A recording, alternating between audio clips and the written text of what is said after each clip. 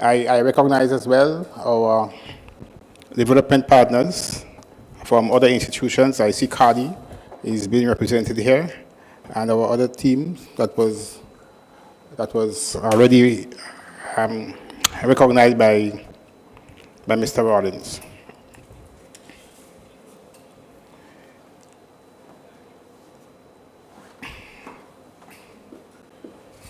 So I want to thank you for the opportunity to address this accountability seminar with the theme Advancing Youth Enterprise in Agriculture, an issue we consider central to Grenada's food security, rural development, and economic transformation. Many of our farmers are today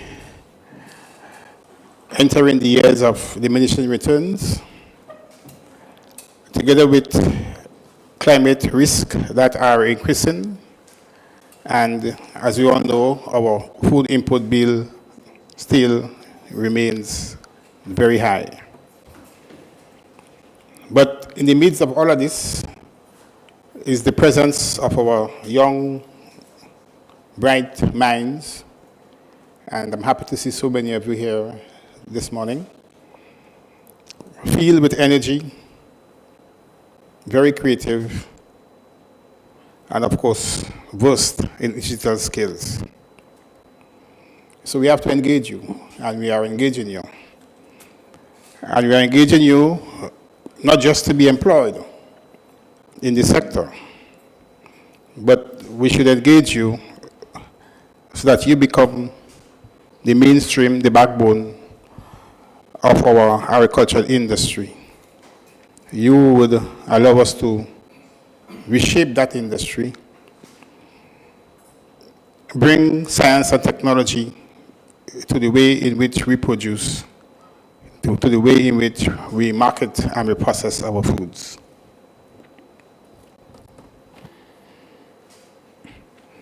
At the national level, our agricultural strategies, our sustainable development agenda, and our national youth policy, they all recognize young people as key agents of change in this country. At the regional level, our commitment to CARICOM 25 by 25, food input reduction agenda, and OECS FAST strategy, all give and reinforce the importance of young people and their participation in our agri-food system, in agriculture, so that youth today becomes mainstream in almost everything that we do. While we do not have a single youth in agriculture policy, you are and you remain well integrated across policies and programs. Our agriculture strategy emphasizes modernization, agribusiness, and value addition, climate-smart production, and entrepreneurship for youth and for women. There are many initiatives in place already for our young people.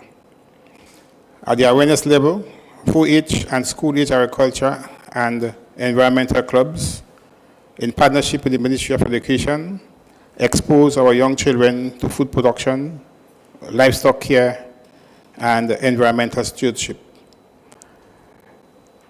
all of which help to change the perception of agriculture. And that perception of agriculture must change. For skills development, our extension officers and youth desk offer short courses in crop and livestock production, protected agriculture, and good agricultural practices. The Fisheries Division train young fishers in handling, safety, and value-added activities. And with support from our partners such as IICA and FAO, our youth have been trained in climate-smart agriculture, water management, resilient varieties, and use of climate information. Moreover, Institutions like TA Marisha Community College provide certificates and diploma in agriculture, agribusiness, and agro-processing. On the enterprise side, collaboration among the ministry responsible for youth, the Ministry of Finance, GIDC, and Small Business Development Centers offer young agri-entrepreneurs training in business planning, marketing, and financial management, as well as access to grants or concessional financing. IICA and others have supported training in agro-processing and value-added, enabling youth to move from raw commodities to branded products. Beyond the youth-labeled programs, there are broader opportunities. Access to farm inputs, land on state estates, agricultural credit, MSME support schemes, participation in commodity programs for cocoa, nutmeg, spices, roots, fruits, vegetables, and livestock, and technical assistance and technical advice from Extension, increasingly delivered through digital channels. We must, however, improve our data. And from where I sit, and given my training, data is extremely important for policy making, for objective policy making. So youth-specific information on employment in agriculture, the age profile of farmers, youth-owned agri-enterprises, and participation in training is somewhat limited. Strengthening data systems is essential for planning and accountability. And I want to say to you here that the government has approved $4.2 million US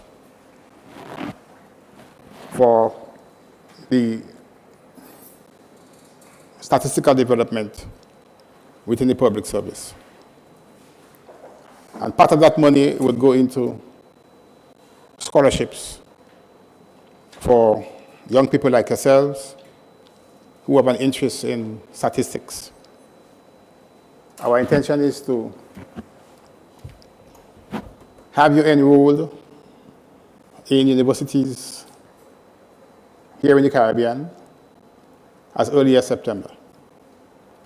So we are looking for young people to send them to UE to study agricultural economics, to study economics, to study mathematical statistics, to study econometrics, econometric modeling, as well as to undertake short courses in SPSS, in eViews, in micro TSP, and so on. So in the end, we're going to have a very strong statistical framework established within the public service for data generation, for data compilation, and for data analysis. So I'm saying that to you because I want some of you young minds I see here to be part of that program, right? So we should be coming to you soon. Despite constraints, there are clear achievements. We see growing youth interest in high-value crops, protected agriculture, niche products, and agri-services. Young Grenadians are supplying local markets and representing the country in regional fora. Hundreds have received training. Many are using ICT for marketing and record-keeping.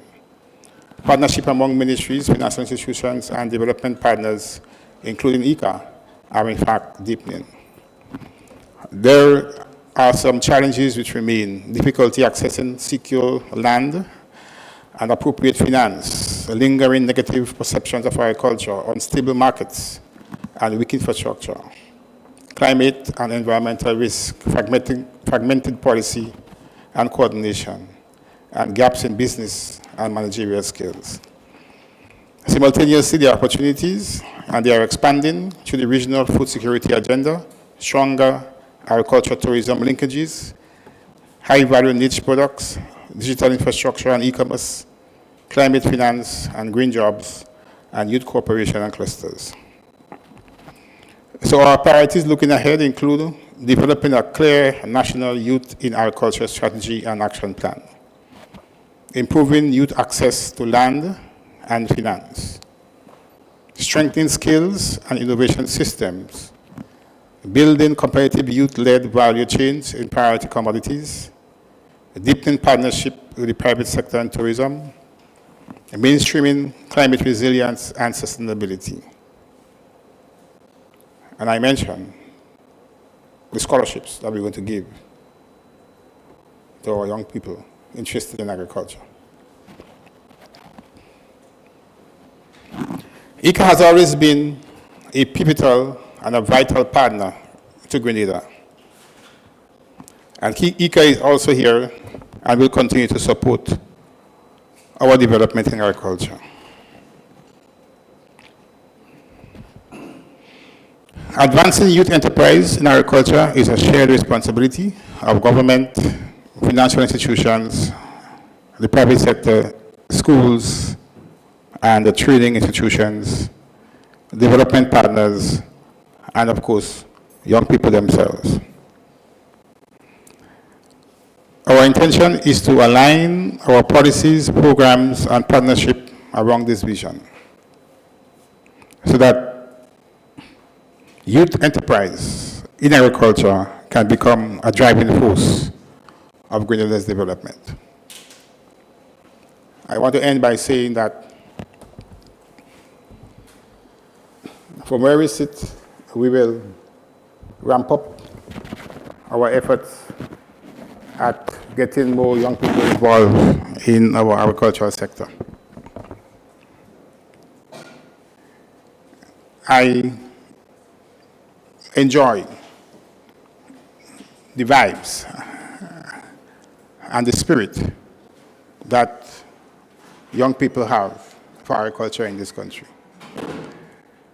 And our aim is to ensure that that spirit and those vibes are not dampened, but we create avenues and opportunities for them to exercise and to portray and to develop that spirit. Very soon, we are going to acquire about 102 acres of land from a private concern. And we're going to prepare that land, subdivide it, and make it available for our young people interested in agriculture. So, prepare yourselves, because we are preparing for you.